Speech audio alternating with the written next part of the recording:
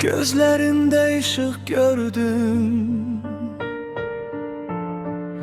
gönül bağım çiçeklendi. Sesinde bir nəğmə duydum, ruhumda eşq ləpələndi. Dünya fani, zaman keçer, bəs nədəndir bu heyecan?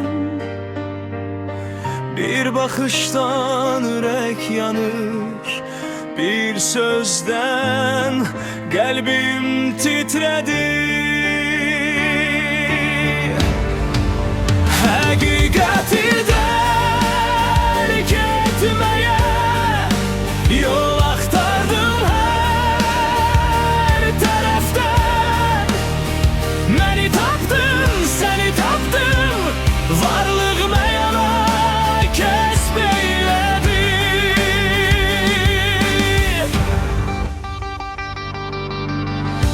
Ezel gündən ebediyyət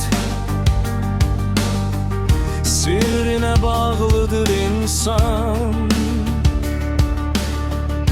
Yanıp sönen ulduz kimi ehdimiz göyde berkidir. Dünya fani, zaman keçer, bəs nədəndir bu heyecan? Bir bakıştan ürek yanır, bir sözden kalbim titredi. Hakikati terk etmeye yol aktardım her taraftan. Beni tapdın, seni tapdım, varlığım yana kesb eyledi. Beni tapdın, seni tapdım, yanıp sönen ulduz kimi varlığım yana kesb eyledi. Hakikati derk etmeye yol aktardım her taraftan.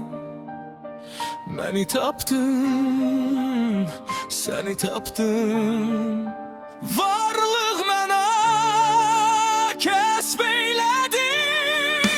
Hakikati terk etmeye yol aktardım her taraftan.